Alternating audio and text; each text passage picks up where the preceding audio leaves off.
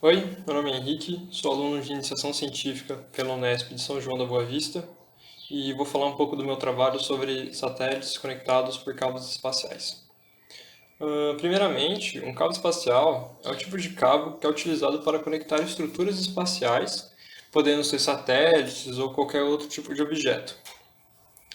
É importante dominar esse tipo de tecnologia, visto que apresenta diversas aplicações, sendo que algumas dessas aplicações, já estudadas, envolvem uma constelação de satélite, que seria vários satélites conectados por cabos, um elevador espacial, que seria, por exemplo, um satélite conectado à Lua, entre outras aplicações.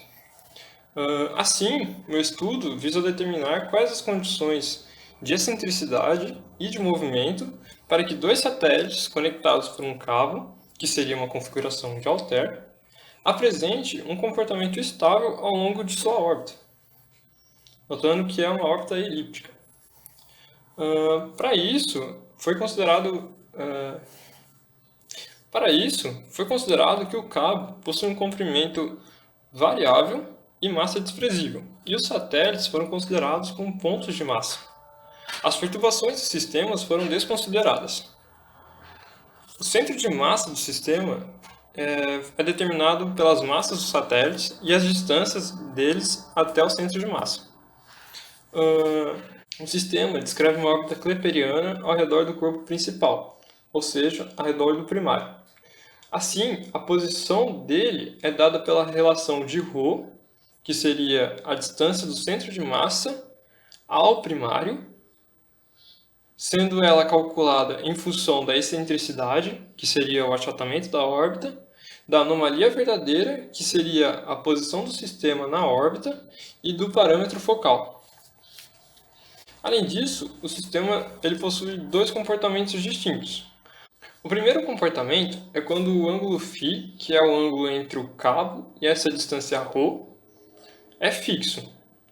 E o segundo comportamento é quando esse ângulo descreve um movimento angular uniforme em torno do centro de massa, apresentando velocidade angular ômega e um ângulo inicial de φ0.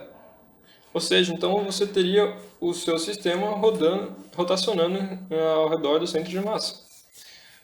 Para análise matemática, foi considerada a posição do centro de massa do sistema e retirado as equações do movimento pela modelagem lagrangiana.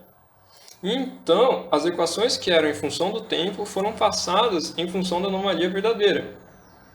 A partir delas, foram encontradas leis de controle que definem o comportamento para quando o ângulo é fixo e para quando o ângulo é variável. E para ambos os casos foram feitas as simulações em software, variando a excentricidade da órbita. Os gráficos dados pelas simulações mostram a variação do comprimento do cabo em relação à posição do sistema na órbita.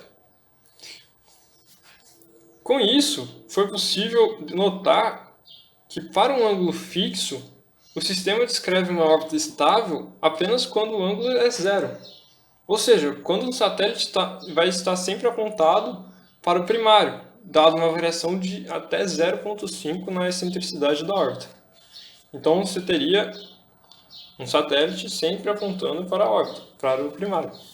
E agora, as simulações para um sistema com movimento angular uniforme, as condições de estabilidade encontradas foram bem mais amplas, dado uma maior variação de excentricidade de até 0,8, apresentando uma estabilidade para rotação no sentido horário e anti-horário, com valores de ângulos iniciais de zero e diferentes de zero, como π/2, por exemplo.